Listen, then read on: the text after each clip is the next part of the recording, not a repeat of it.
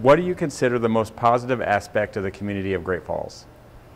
The most positive aspect, without a doubt, is the people. They're warm, they're diverse, and I just find that there is such a potential to tap there.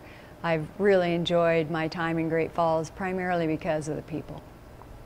Perfect. Do you agree with approving the first ever park district, which will amount to a $2.27 million annual increase in property taxes? Well, first of all, I think there's more to it than that.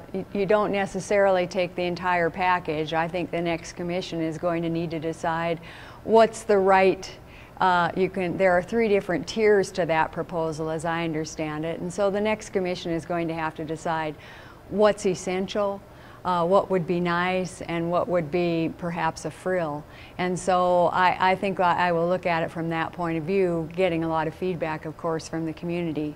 But in terms of the core question, we have to do something about our infrastructure. We can't allow parks to be so unsafe that people can get hurt there. And so I'm definitely supportive of that. Cascade County has one of the highest rates of child abuse in the state. What needs to be done to bring it down? That's a very distressing problem. I've worked as a CASA, which is an advocate for children who have been abused and neglected in the court system, so I've seen that problem firsthand. And one of the big things that we're going to have to do is deal with the meth problem in Great Falls, because that particular problem is associated with a very high percentage of the abuse and also with recidivism, or in other words, parents that continue to have problems with neglect and abuse. So that's one issue we're really going to need to deal with. But beyond that, just raising the economic vitality of the community is the best thing that you can do to pull people out of the poverty and the conditions that lead to other problems. What's the biggest obstacle for creating new business in Great Falls, and what can be done to streamline that process? I think the greatest obstacle, if you're listening to employers and businesses that would like to move here, is our workforce. We have 1 open job for every 50 residents in Great Falls. And employers tell me, and as well as prospective businesses, for instance, we just had an engineering firm close because they couldn't get engineers.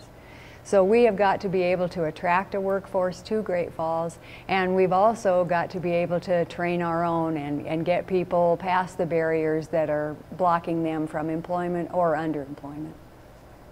And we've seen recent revitalization in downtown. How do we grow downtown even more? One of the things that I think is important to do in a variety of areas, but particularly in the downtown area, is really listen to our young people. We have a lot of people in this community. We have a young professionals network that is very interested in those issues, and they've seen and are very interested in what other vital kinds of Great Falls environments we could have here. So I'm very interested in activating them and answering that question. Are there any other important aspects of improving the community that you would like to touch on?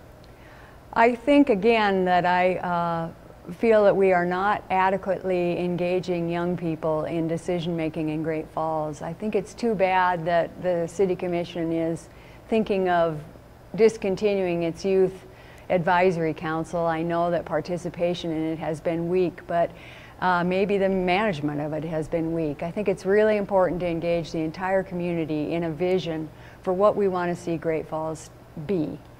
Very important at this point in the history of Great Falls, because I think we're at a point where we can go forward or we can stagnate, and I really want us to go forward.